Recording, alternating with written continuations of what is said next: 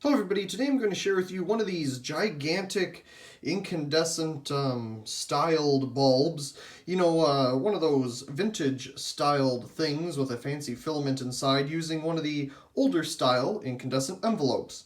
So this is maybe like a PS52 or even bigger shaped incandescent globe. And then you have a swirled incandescent filament inside. Of course, this light is incredibly glaring on it, but you can kind of see inside what we have. And of course our medium base. Now, I see these sold at I don't know if it was the Home Depot or Lowe's. One of the two have something similar, but they're LED versions. They have, I think they're made by GE or something. I saw them on display once. You can make them brighter and dimmer and whatever. They're made just for style and novelty purposes, I suppose. And that's about it.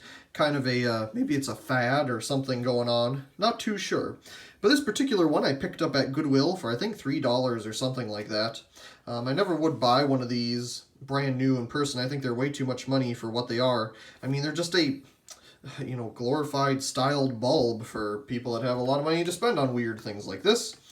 Says the person that spends money on things like streetlights and whatnot. Anyway, we'll try to screw it into the socket here. I've turned it on just to make sure it works, and it does work. But that's about all I can say about it. Let's turn it on. And there we go. So, like I previously mentioned, this has like one of those swirled filaments inside. We have a weird haze on it because I had to clean the bulb. It had a bunch of sticker residue on it from Goodwill.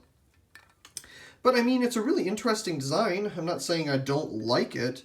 It's just, I don't know what to call these things. They're obviously a novelty piece, but you see them in newer, modern, buildings and things like that. So it's from some architectural, like there's a name for periods and designs and stuff, but I don't know all that. But it's obviously for one of those type of designs. Really interesting with the spiraled filament too. That looks cool. It's not really spiraled, it's kind of boxy, as you can see. Maybe it's like 60 watts or something. It could be more.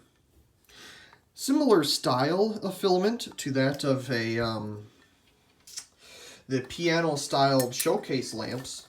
What I want to do that I didn't do here is put the dimmer on it. We'll see what it looks like when we dim it. It likes to roll around a lot. Let me get the dimmer here. I'll screw it into that. Yeah, so normally, if you were to find a bulb of this size, I'd say it'd probably be about 1,000-watt incandescent, for actual lighting purposes. But here, being a novelty piece, I guess you could say, it's not made for that. We can dim it down, get a very nice, neat effect out of it. I'll have to get something to use it in. I don't really have anything to put the bulb in and use it in its intended novelty purpose. Just really cool.